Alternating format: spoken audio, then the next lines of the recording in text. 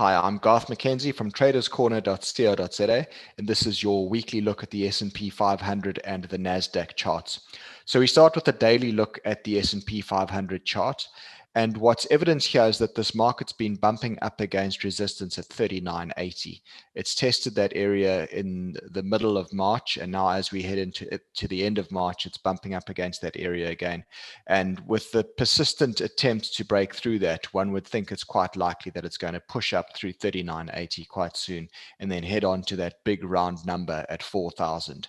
And then if it can push out beyond 4,000, then the next big resistance area comes in at around about 4,100, which you can see is a trend line that joins all those tops going back to November. With the pattern of higher lows still very much evident, and with the market trading above all of the moving averages here, one's got to still give the bulls the benefit of the doubt and look for a potential break to the upside here. And if we take a look then at the hourly chart of the S&P 500, here you can see that trading activity in a little bit more detail. Notice there the 39.80 area, which is the resistance level that I've mentioned. If the market can push out above that, then obviously we head on to 4,000 and possibly higher. Down at the lower levels, the region around 39.40, 39.50 is now support.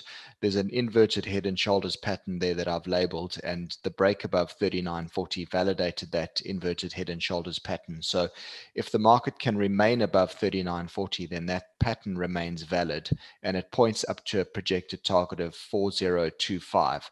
So for the time being, all indications are still pointing north for this market, but the key thing really will be for it to break above 39.80. And if we then turn our attention to the Nasdaq, we look at the daily chart first up. What's evident here is that this market is still much weaker than the S&P 500 on a relative basis.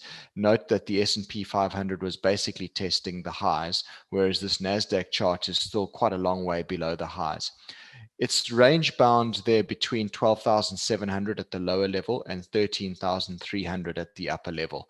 And notice also here how the market is below those key moving averages. So not nearly as strong as the S&P 500.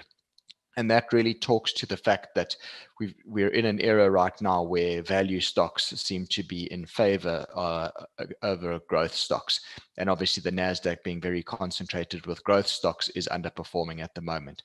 So in terms of the technicals, we'd have to watch that 12,700 support as a key level at the lower levels on the NASDAQ. And the bulls would want to see a break above 13,300 resistance, but that's not looking too likely right at the moment.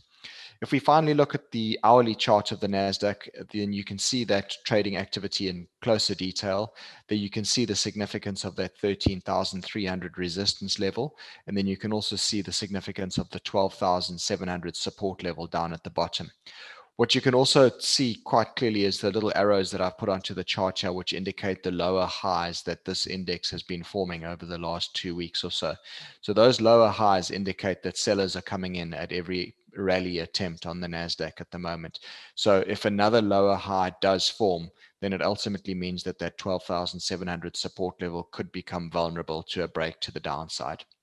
So those are the key levels to watch. Generally speaking, you want to be long of the S&P 500 at the moment over the NASDAQ. S&P 500 still very much outperforming the NASDAQ and looking as if that S&P 500 will break to new highs very, very soon. The NASDAQ lagging a little bit on the other hand. That's all I've got for you this week. I'll be back again next week with another look at these two indices.